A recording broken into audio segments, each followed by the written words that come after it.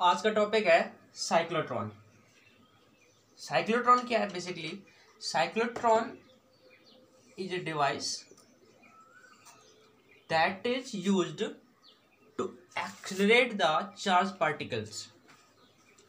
कि आपको nuclear reactions के लिए या आपका और भी जगह कई जगह हेल्थ फील्ड में आपको बहुत ही ज़्यादा एक्सलेटेड, बहुत ही ज़्यादा वेलोसिटी से मूव करते हुए चार्ज पार्टिकल्स चाहिए।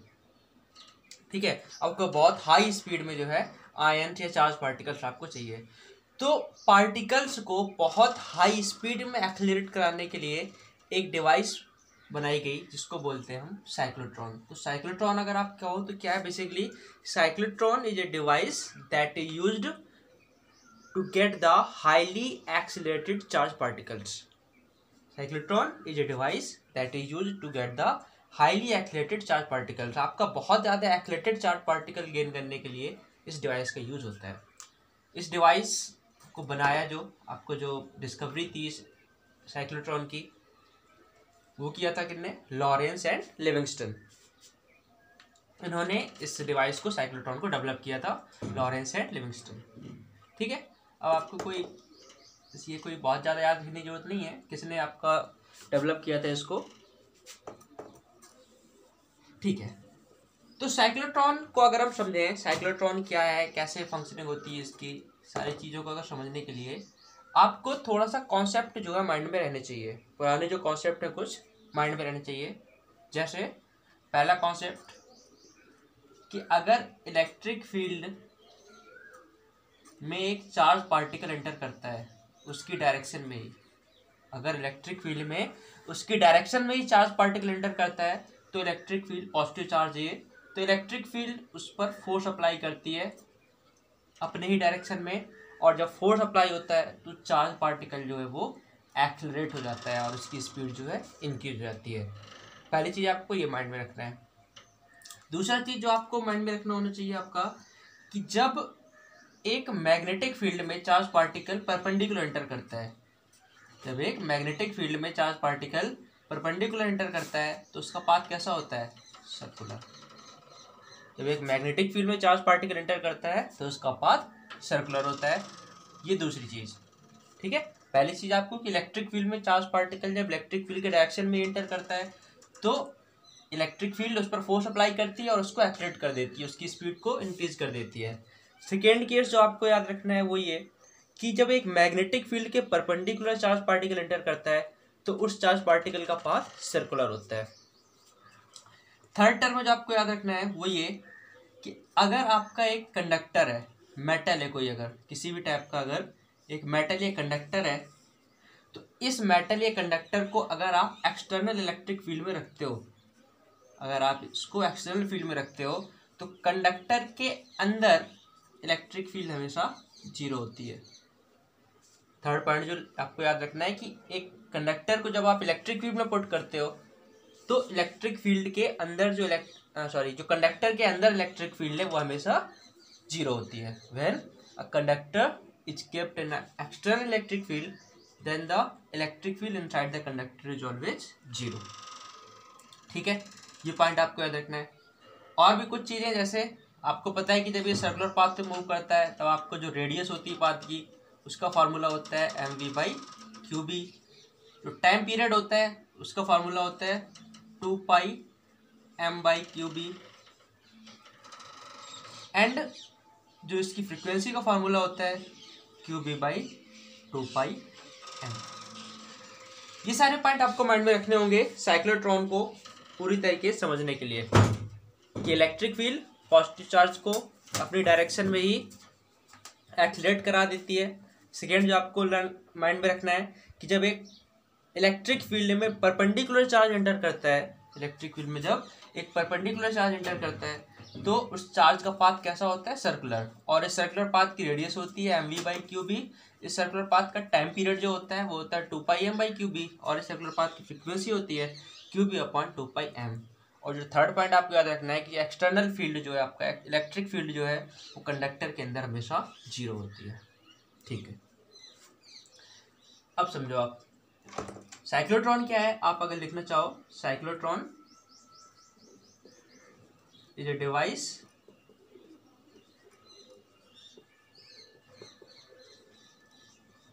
that is used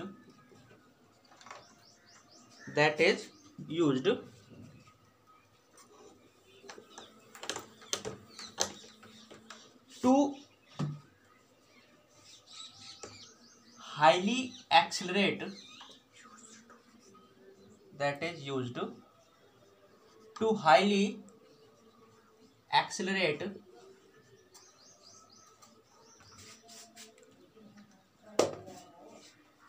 the charged particles.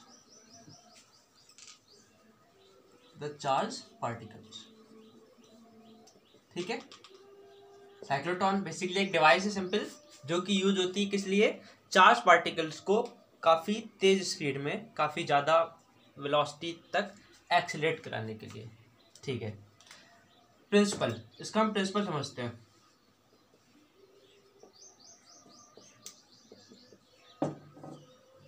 Principal इसका बेसिक ये है आपका कि पहली चीज, charge get accelerated by electric field. आपको पता है कि जब एक इलेक्ट्रिक फील्ड में चार्ज एंटर करता है तो वो एक्सेलरेटेड हो जाता है। फर्स्ट पॉइंट ये यूज होता है साइक्लोट्रॉन में। और दूसरा यूज होता है आपका frequency of revolution of charge in a magnetic field does not depend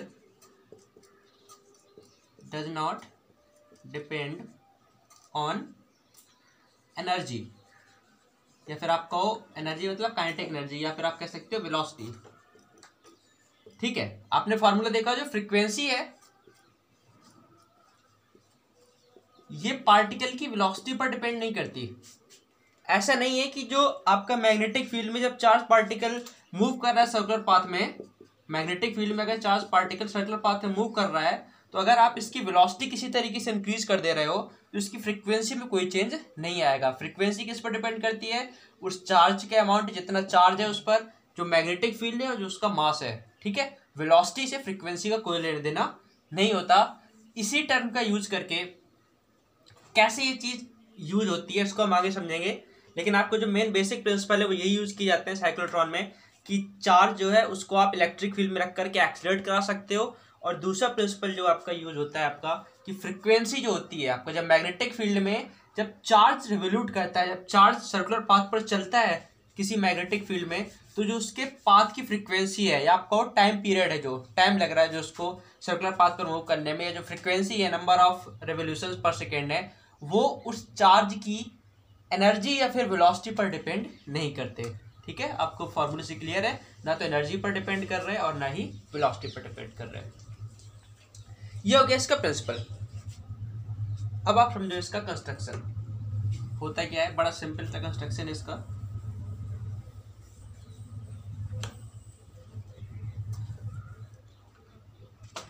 दो मेटल की प्लेट्स होती हैं,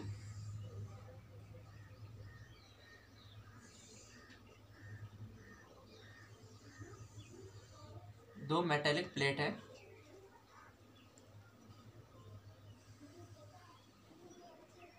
ठीक है। आपको देखो, अगर समझो आप, इनका शेप जो डी की तरह है, कुछ कैपिटल डी होता है आपको इंग्लिश वाला, उसकी तरह ही है। तो जो मेटेलिक प्लेट्स हैं इनको बोलते हैं हम क्या, ये आपका इनको बोलते हैं डीज। डी सिंपल इसलिए क्योंकि इनका जो शेप है वो कुछ कुछ जो है आपका डी की तरीके है, इसलिए इनको डीज बोलते हैं। ये दो मेटेलिक प्लेट हैं जो आपका बिल्कुल पास पास रखी होती हैं। इसके बाद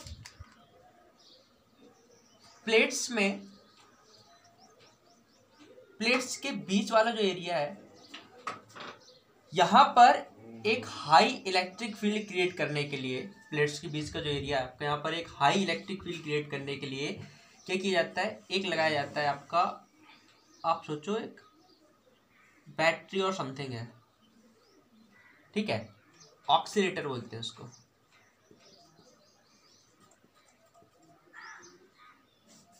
इसको बोलते हैं हम ऑक्सीलेटर, ठीक है। एक प्लस चार्ज होता है, मतलब एक इसका प्लस टर्मिनल होता है और एक माइनस टर्मिनल होता है। तो जब प्लस इससे कनेक्टेड है तो यहाँ पर पॉजिटिव चार्ज आता है, यहाँ पर नेगेटिव चार्ज आता है।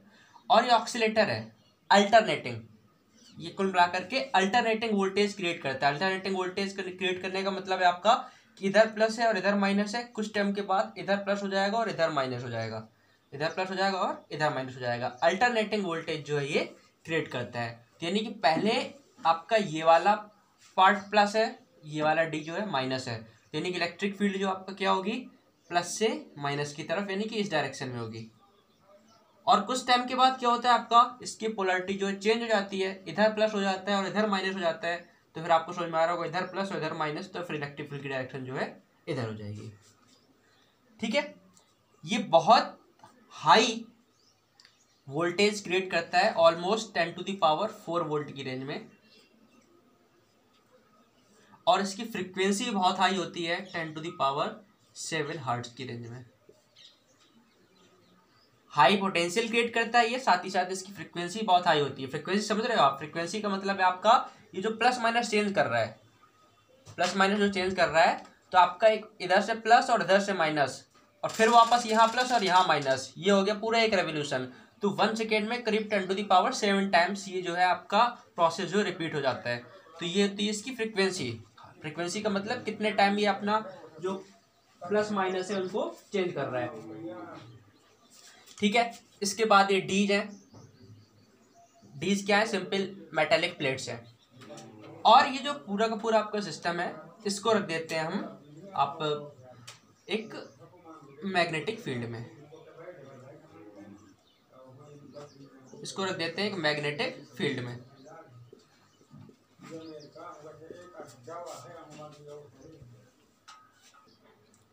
तो पूरा का पूरा सिस्टम है उसको रख देते हैं हम एक मैग्नेटिक फील्ड में, ठीक है। मैग्नेटिक फील्ड आपका किसी भी डायरेक्शन में हो सकती है, बस मैग्नेटिक फील्ड की शर्त क्या है, मैग्नेटिक फील्ड की कंडीशन एक ये है कि जो मैग्नेटिक फील्ड आप अप्लाई करोगे वो इन डीज के परपेंडिकुलर होनी चाहिए, ठीक है। अब परपेंडिकुलर आपका इनवर्ड या आउटवर्ड, उससे कोई फर्क नहीं पड़ता, ठीक है। इसके बाद यहाँ पर एक डिफ्लेक्टिंग प्लेट होती है, और डिफ्लेक्टिंग प्लेट के बाद डिफ्लेक्टिंग प्लेट, और उसके बाद आपका इधर से बीच से होता है एक एग्जिट पॉइंट, इधर से आपका एक एग्जिट पॉइंट, ठीक। मैं फिर से अगर बताऊं, साइक्लोट्रॉन की कंस्ट्रक्शन हम देख रहे हैं, तो साइक्लोट्रॉन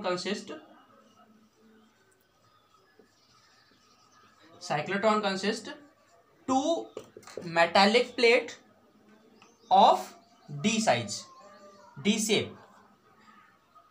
2 मेटालिक प्लेट है, उनका शेप कैसा है, कुछ डी की तरह है, इसलिए इनको बोलते हैं हम क्या, डीज। ये दोनों मेटालिक प्लेट है, ठीक है। फिर इन मेटालिक प्लेट से हमने कनेक्ट किया हुआ है क्या, एक ऑक्सीलेटर। ऑक्सीलेटर क्या है, बेसिकली आपका एक हाई वोल्टेज क्रिएट करने का एक तरीका है। आपका बैटरी या कुछ भी हो सकता है जो बहुत ही हाई वोल्टेज क्रिएट करता है, और साथ ही साथ ये वोल्टेज क्रिएट करता है, वो वोल्टेज कैसा होता है, अल्टरनेटिंग। अल्टरनेटिंग मतलब इसके प्लस और माइनस कॉन्टिन्यूसली चेंज होते रहते हैं, इधर प्लस इधर माइनस, थोड़ी देर में इधर माइनस और इधर प्लस, इस तरीके से जो कॉन्टिन्यूसली चेंज होते रहते हैं।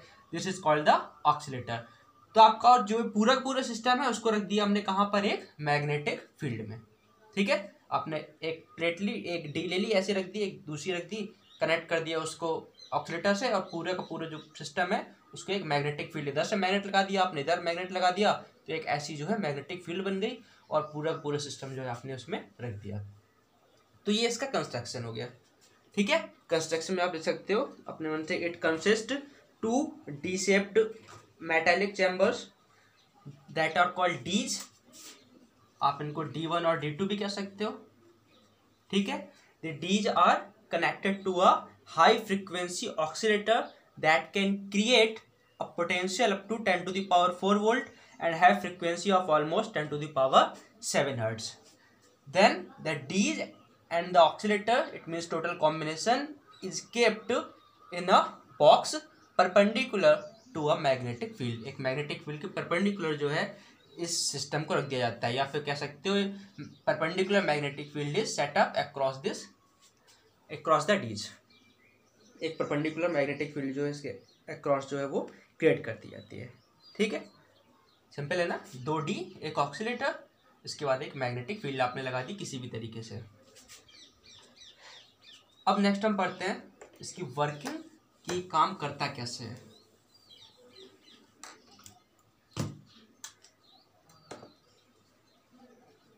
वर्किंग,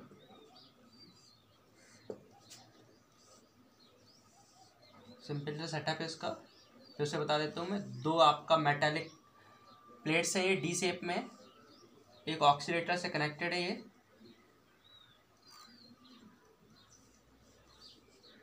आपका ऑक्सीलेटर है। ऑक्सीलेटर बेसिकली मतलब हाई पोटेंशियल क्रिएट कर रहा है ये, और ये पूरा जो सिस्टम है आपने एक मैग्नेटिक फील्ड में रख दिया। मैग्नेटिक फील्ड इन डीज के हमेशा परपेंडिकुलर होगी, मैग्नेटिक फील्ड में रख दिया। और यहाँ से आपको एक डिफ्लेक्टिंग प्लेट, और इसके बाद जो है आपका इधर से आपका एक एग्जिट पॉइंट। ठीक है, तो अब देखो होता क्या है, कैसे वर्क करता है। बड़ी सिंपल सी वर्किंग है। सपोज आपने एक पॉजिटिव चार्ज को, एक पॉजिटिव आयन को यहाँ पर रख दिया। ठीक है, पॉजिटिव आयन को आपने यहाँ पर रख दिया, दूसरा चार्ज है आपका Q, आपने उसको यहाँ पर पुट कर दिया। अब जब यहाँ पर आपने उसको पुट कर दिया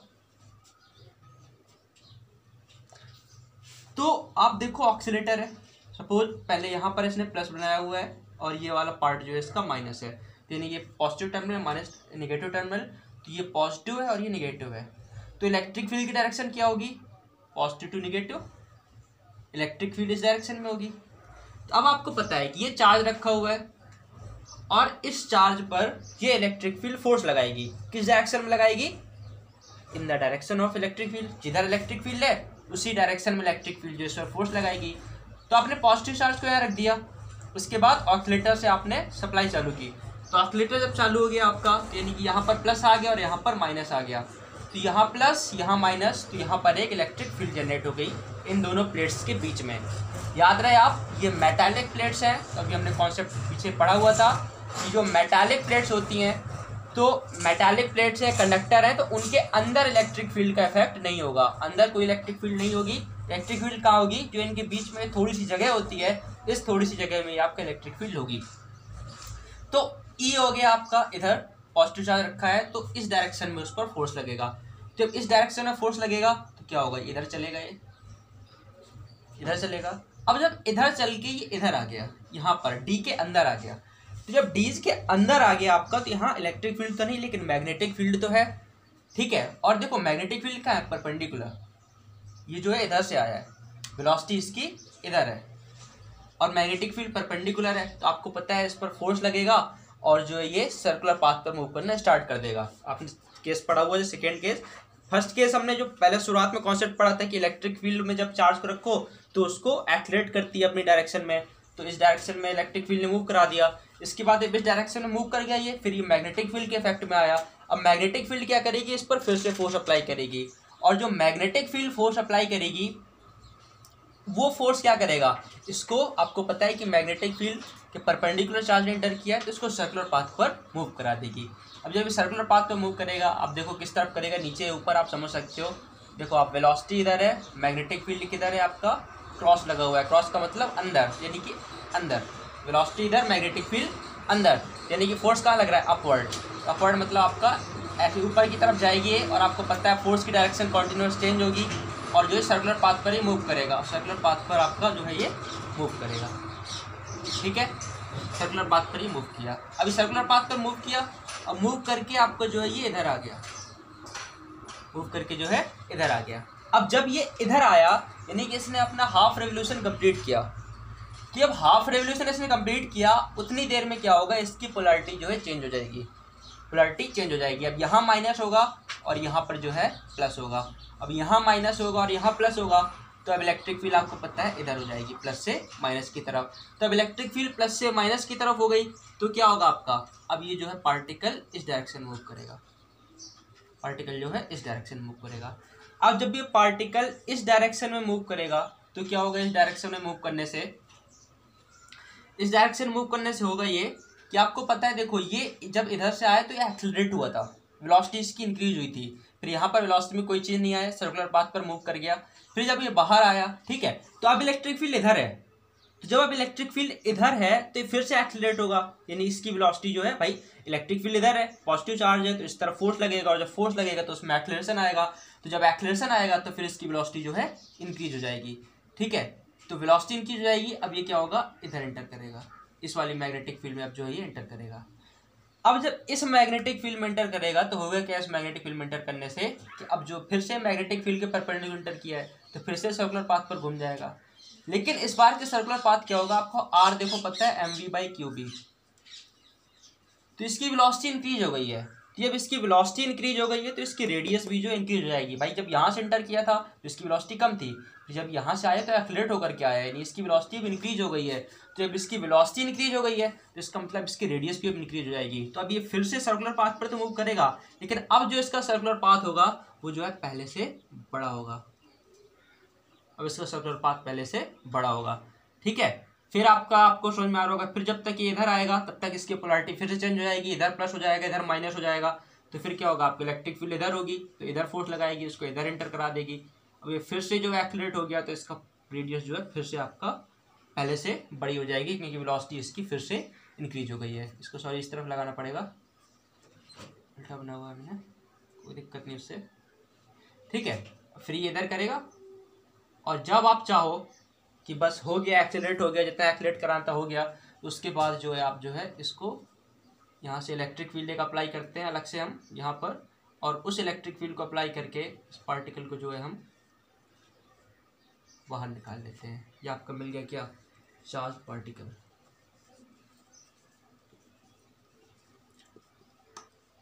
और आपको पता है कि चार्ज पार्टिकल कैसा होगा, हाईली एक्सीलरेटेड, क्योंकि ये बार बार जो है एक्सीलरेटेड होकर के आया है। फिर से हम थोड़ा सा वर्किंग समझते हैं। वर्किंग में क्या है आपका कि दो डी है, डी मतलब मेटालिक प्लेट्स हैं, इधर ऑक्सीलेटर लगा हुआ है जो आपका हाई पोटेंशियल क्रिएट कर रहा है, इसकी वजह से यहाँ पर हाई इलेक्ट्रिक फील्ड भी क्रिएट हो रही है। आपने पॉजिटिव चार्ज को यहाँ पर रखा, अब यहाँ प्लस है यहाँ माइनस है, अब यहाँ प्लस है और यहाँ माइनस है, तो इलेक्ट्रिक फील्ड इस डायरेक्शन में प्लस से माइनस की तरफ, तो इलेक्ट्रिक फील्ड चार्ज पर फोर्स लगाएगी, उसको इधर मूव करा देगी। जब इधर मूव किया, एक्सीलरेशन हुआ, इसकी वेलोसिटी इंक्रीज हुई, तो ये इधर इसके डी के अंदर एंटर कर गया। जब डी के अंदर एंटर कर गया तो डी क्या है आपका, एक मेटल है, इसके अंदर इलेक्ट्रिक फील्ड नहीं होगी लेकिन मैग्नेटिक फील्ड होगी, तो मैग्नेटिक फील्ड क्या करेगी, सर्कुलर पाथ पर मूव करा देगी, सर्कुलर पाथ पर मूव कर जाएगा, फिर ये मूव करके भाई आधा सर्किल ही कंप्लीट कर पाएगा, फिर बाहर आ जाएगा, पूरा करने की जगह ही नहीं है, तो ये बाहर आ गया। जब इधर आ गया, जब तक ये बाहर आया तब तक इसकी पोलैरिटी जो है चेंज हो जाती है, पोलैरिटी चेंज हो गई, इधर माइनस हो गया, इधर प्लस हो गया, यानी प्लस इधर माइनस इधर, तो इलेक्ट्रिक फील्ड इस डायरेक्शन में हो गई। अब इलेक्ट्रिक फील्ड जब इस डायरेक्शन में हो गई तो आपका जो है ये इस डायरेक्शन में एक्सीलरेट हुआ, एक्सीलरेट हो रहा है, यानी कि इलेक्ट्रिक फील्ड एक्सीलरेट कर रही है, यानी वेलोसिटी इंक्रीज हो रही है, और वेलोसिटी इंक्रीज हो रही है तो आपका रेडियस भी इंक्रीज हो जाएगी। अब रेडियस जब इंक्रीज हो गई तो आपका अभी दोबारा आपका हाफ सर्किल कंप्लीट करेगा, लेकिन अब क्या है, बड़ी रेडियस में करेगा, तो फिर ये बाहर आएगा, तब तक फिर से पोलैरिटी चेंज होगी।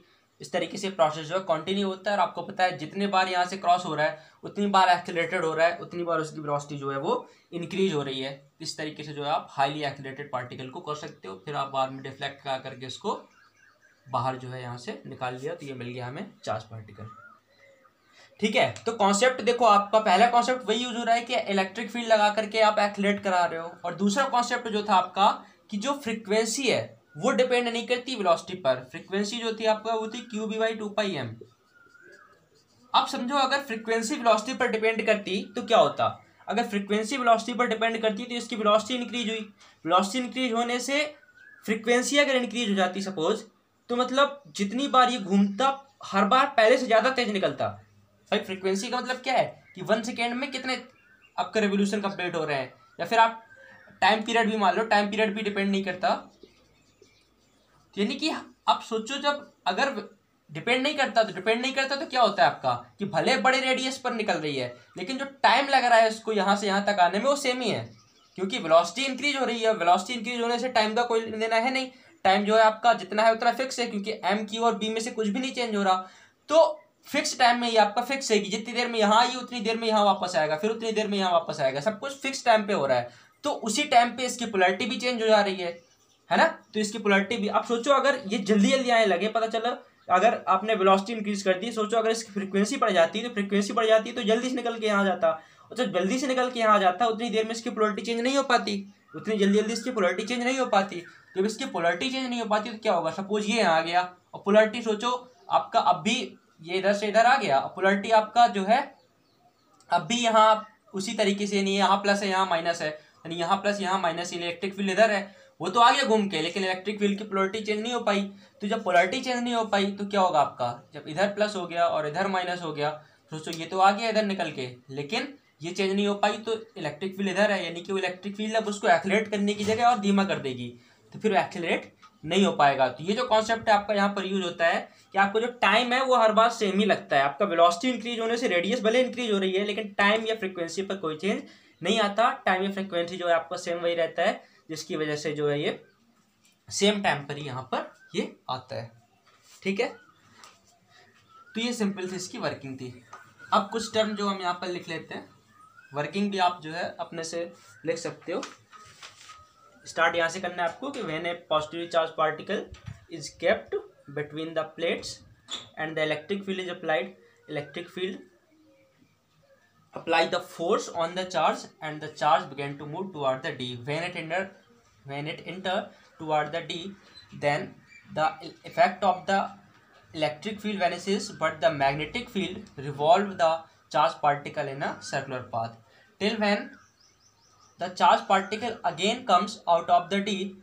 In the same time, the polarity of the oscillator also change, and the charged particle now gets accelerated in the opposite direction and it enters to the another D. When it enter in another D, then the effect of electric field again vanishes and the magnetic field revolve it in circular path. But now the velocity of the particle has increased, so the radius of the path also increased and the particle continue to move in a spiral path. इस तरीके से आपको जो है कि ये spiral path जो है पूरा पूरा बन गया है। And when the necessary velocity is obtained, we can use a deflector and bring the charge out of the D's. This is the simple working. कुछ टर्म हम समझ लेते हैं यहाँ पर। साइक्लोट्रॉन फ्रीक्वेंसी, साइक्लोट्रॉन फ्रीक्वेंसी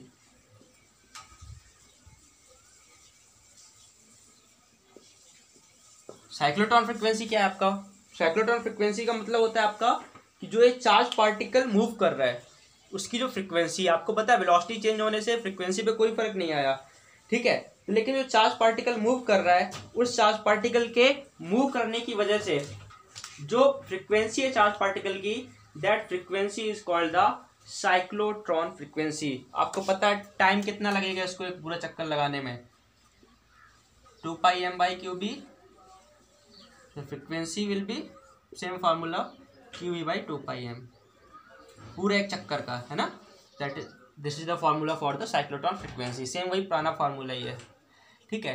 अब अगर आपको कोई पूछता है कि time taken to revolve in 1D, केवल एक डी में घूमने में कितना टाइम लगा, तो आपको पता है पूरा सर्कुलेशन में कितना टाइम लगता है, 2πm/qb, तो यहाँ से यहाँ तक आप ये मान सकते हो कि ये आधा चक्कर लगा रहा है, तो आधे चक्कर में टाइम कितना लगेगा, time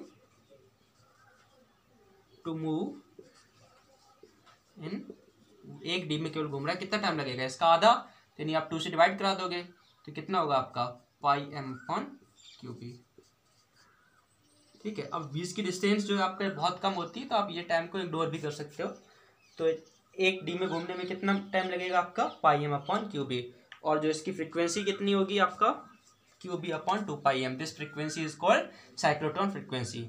inside a cyclotron the time taken by charge to complete one revolution is called its time period, and the number of revolution inside the cyclotron completed by the charge in 1 second is called its frequency, and this frequency is also called cyclotron frequency। कि आपका 1 second में cyclotron के अंदर charge particle ने जितने circle complete किए वो frequency आपका कहलाती है साइक्लोट्रॉन फ्रीक्वेंसी।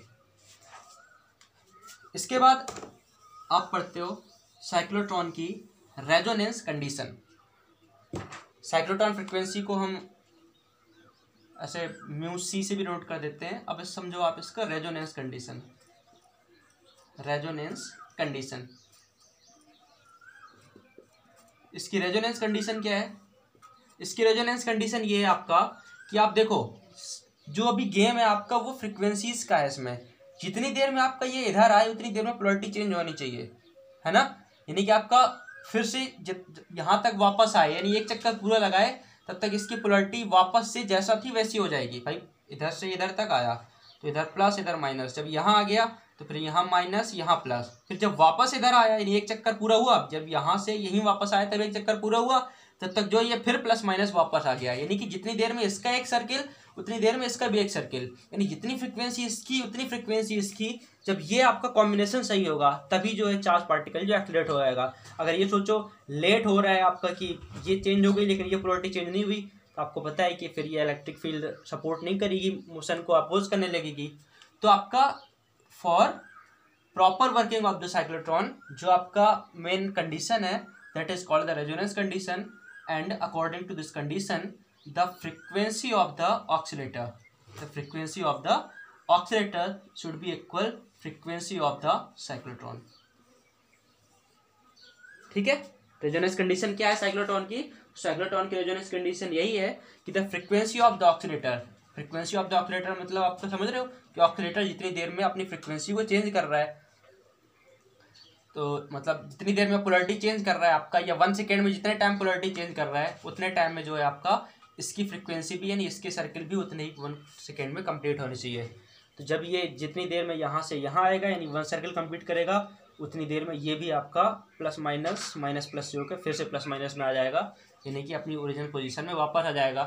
तो इसको बोलते हैं हम कि आपका एक 1 रेवोल्यूशन कंप्लीट हुआ और इसकी भी फ्रीक्वेंसी जो है दोनों की सेम है।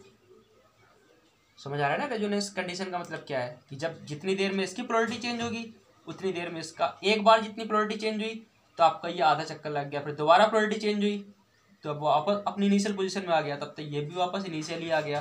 तो जितनी देर में इसका 1 रेवोल्यूशन उतनी देर में इसकी जो है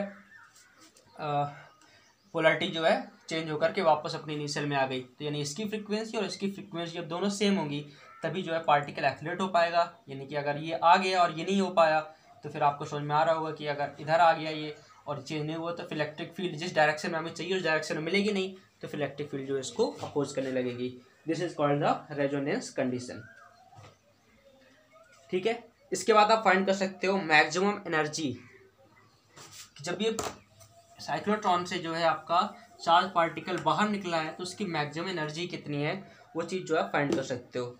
ठीक है, तो कितनी होगी उसकी मैक्सिमम एनर्जी? अब आप देखो जब बाहर आएगा, जब आपका जो है वो बाहर आएगा चार्ज पार्टिकल, तो जब चार्ज पार्टिकल डी से बाहर आएगा, आप समझो डी से जो है चार्ज पार्टिकल डी के किनारे से एकदम बाहर आ रहा है वो, जब डी के किनारे से बाहर आ रहा है यानी उसकी रेडियस भी कितनी होगी उस टाइम पे, जो डी की रेडियस है सपोज कितनी है कैपिटल आर। ठीक है, तो आपको पता है इसकी रेडियस कितनी होगी, R equal M V by Q B. ये रेडियस किसकी है आपका, radius of D, radius of D, ये आपके डी की रेडियस है इक्वल आर। भाई समझ रहे हो डी की रेडियस के इक्वल क्यों? क्योंकि जब देखो बाहर आ रहा है एकदम किनारे से, तब तक इसकी रेडियस जो चार्ज पार्टिकल जो मूव कर रहा था उसकी रेडियस जो किसकी, इसकी रेडियस के इक्वल ही हो चुकी है लगभग इसकी रेडियस से ही आपका मूव करने लगा है। तो जब बाहर आ रहा है आपका ये, तब उसकी रेडियस अगर कैपिटल आर है, जब बाहर आ रहा था पार्टिकल उस टाइम पे जो उसको मोशन कर रहा था जब वो सर्कुलर, तो उसकी जो रेडियस अगर कैपिटल आर थी तो कैपिटल आर इक्वल होगा आपका M V by Q B, आपको पता है पहले से ही। तो इसकी वेलोसिटी कितनी होगी, Q B are upon M. ठीक है, इतनी उसकी वेलोसिटी होगी। सो काइनेटिक एनर्जी कितनी होगी, काइनेटिक एनर्जी आपको पता है formula, half m v square, so half m v कितना होगा आपका q B are upon m का whole square. So half m से आपका देखो स्क्वायर का एक एम कैंसिल हो जाएगा, so q square B square r square by m, ये फार्मूला हो गया आपको उसकी काइनेटिक एनर्जी का। ठीक है, इसके बाद लास्ट टॉपिक देखते हैं हम, लिमिटेशंस ऑफ साइक्लोट्रॉन। साइक्लोट्रॉन कहाँ वर्क नहीं करता, limitations of cyclotron.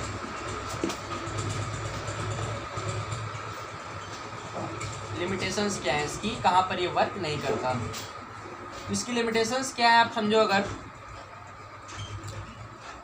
First limitation कि अगर देखो आपका चार्ज पार्टिकल नहीं होगा तो फिर इलेक्ट्रिक फील्ड उस पर फोर्स नहीं लगा सकती। इलेक्ट्रिक फील्ड जो है चार्ज पार्टिकल पर ही फोर्स लगाती है।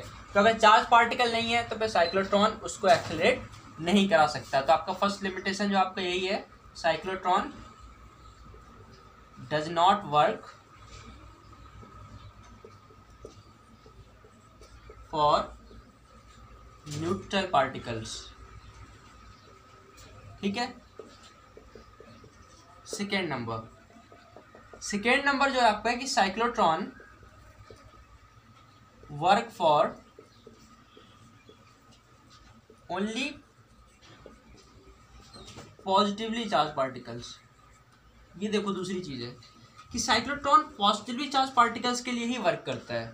पॉजिटिवली चार्ज पार्टिकल के लिए वर्क करने का रीजन क्या है आपका कि पॉजिटिव चार्ज पार्टिकल है जैसे आपका प्रोटॉन हो गए, तो ये क्या होता है आपका थोड़ा हैवी होते हैं। तो हैवी होने से क्या होता है आपका एक्सीलरेट करते हैं, थोड़ा सा टाइम लगता है। अब अगर आप निगेटिव चार्ज पार्टिकल को एक्सीलरेट कराओ तो वर्क तो करेगा, लेकिन क्या होगा आपका निगेटिव चार्ज पार्टिकल जो है आपका उसका मास बहुत कम होता है।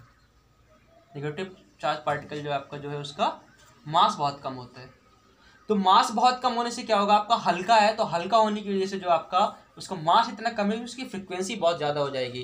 तो फ्रीक्वेंसी बहुत ज़्यादा जो हो जाएगी आपका, तो जो आपने बहुत ज़्यादा हल्का है तो बहुत ही जल्दी तुरंत एक्सीलरेट होकर के बाहर निकल जाएगा। यानी कि फ्रीक्वेंसी जो है आप जब मैच कराओगे उससे, जो ऑक्सीलेटर की फ्रीक्वेंसी से मैच कराओगे तो उतनी हाई फ्रीक्वेंसी गेन करना जो है ऑक्सीलेटर से वो थोड़ा सा मुश्किल होता है। इसकी वजह से जो है आपका जो निगेटिवली चार्ज पार्टिकल है जो बेसिकली मास के कम होने की वजह से उनको एक्सीलरेट कराना थोड़ा सा मुश्किल होता है, क्योंकि जब उनका मास कम होता है तो वो बहुत हाई स्पीड से मूव करते हैं और बहुत जल्दी इलेक्ट्रिक फील्ड से बाहर निकल जाते हैं।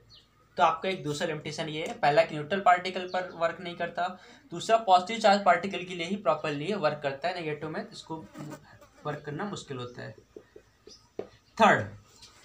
थर्ड देखो थोड़ा समझ लो आप, थोड़ा सा अलग सी चीज़ है ये। अलग सी चीज़ ये है कि आपका आइंस्टाइन की रिलेटिविटी थ्योरी कहती है कि जब एक पार्टिकल मूव कर रहा होता है बहुत तेज वेलोसिटी से तो उसका मास रखे हुए मास से अलग होता है। यानी पार्टिकल जब रखा है तब उसका मास अलग होता है, और जब पार्टिकल मूव कर रहा होता है तब उसका मास अलग होता है। क्या होता है मूव करते हुए पार्टिकल का मास, उसका फॉर्मूला होता है m=m0/√1 - v² m नॉट क्या है आपका ऑब्जेक्ट जब रखा हुआ है स्टेबल ऑब्जेक्ट का मास, v क्या है उस ऑब्जेक्ट की वेलोसिटी, और c क्या है स्पीड ऑफ लाइट, और m है उस मूविंग ऑब्जेक्ट का मास। आइंस्टाइन की थ्योरी कहती है आपका कि जब ऑब्जेक्ट मूव करता है तो उसका मास जो है वो चेंज हो जाता है। कितना हो जाता है वो आप इससे फाइंड कर सकते हो। आपको वैसे फील नहीं होता जनरल लाइफ में ये, क्यों? क्योंकि आपको देखो v हमेशा c से बहुत कम होता है। c होता है speed of light 3 lakh kilometre पर सेकेंड, 3 × 10⁸ मीटर पर सेकेंड। तो आपका इतनी हाई स्पीड से जनरली लाइफ में हमारी चीज़ें नहीं चलती। तो आपका ये जो है ऑलमोस्ट इसके कंपेरिजन में नेग्लिजिबल ही होता है। फिर उसका स्क्वायर भी लगा है c का, तो जब आप डिवाइड कराते हो तो ये वैल्यू ऑलमोस्ट 0 आती है, यानी ये 1 ही रहता है लगभग, और आपका स्टेबल मास और मूविंग ऑब्जेक्ट का मास लगभग हमें सेम फील होते हैं। लेकिन आपका स्मॉल जो पार्टिकल्स हैं ये बहुत हाई स्पीड से एक्सीलरेट हो जाते हैं। तो ये बहुत हाई स्पीड से एक्सीलरेट हो जाते हैं तो क्या होता है इनका मास जो है कुछ चेंज हो जाता है, और मास चेंज होने से क्या होगा आपका देखो आपका T = 2πm/क्यूबी। तो अब टाइम पीरियड कितना होगा आपका 2π/क्यूबी, और अब उसका मास कितना होगा आपका मूव कर रहा है जब तो m0/√1 - v²/c²। ठीक है, m की जगह हमने पुट कर दिया m0/√1 - v²/c²। तो अब अगर आप समझो इसकी वेलोसिटी इंक्रीज होगी जैसे जैसे, वैसे वैसे क्या होगा आपका टाइम भी इंक्रीज होगा। समझ रहे हो कैसे? जैसे सपोज आपका यहाँ पर मान लो हम सिंपल ऐसे एक एग्जांपल लेते हैं, मान लो 1 माइनस आपका सपोज वेलोसिटी, और यहाँ पर मान लो 1 × 10⁸ मीटर पर सेकेंड समथिंग है, और यहाँ पर आपका मतलब वेलोसिटी जो इसकी हो गई कितनी 1 × 10⁸ हो गई। ठीक है, और यहाँ पर आपका c² है, यानी कि 3 × 10⁸ के स्क्वायर कराओगे, यानी कि बेसिकली 1/9 आएगा। और फिर जब आप यहाँ पर सपोज 1 से 2 हो गई तो यहाँ कितना हो जाएगा 1 - 4/9 आएगा।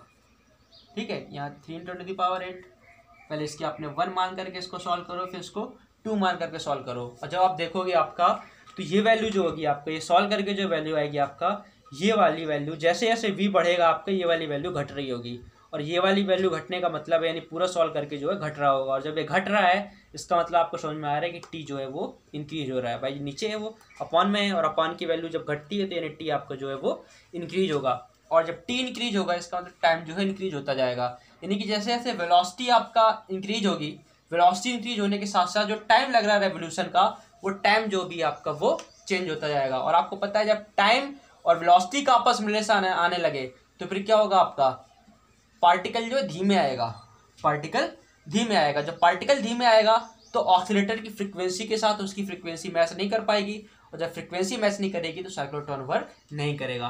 तो तीसरी लिमिटेशन ये है कि beyond a certain limit of velocity we can not accelerate the charge particles through a cyclotron. एक सर्टेन लिमिट तक जब तक ये नेग्लिजिबल है सी के रिस्पेक्ट में तब तक तो ठीक है, वर्क करता रहेगा, लेकिन अगर इसकी वेलोसिटी बहुत ज़्यादा बढ़ने लगी तो फिर आपका टाइम जो है वो इंक्रीज होने लगेगा, और टाइम इंक्रीज होगा तो फिर जो है आपका फ्रिक्वेंसी जो है मैच नहीं करेंगी और साइक्लोट्रॉन वर्क नहीं करेगा।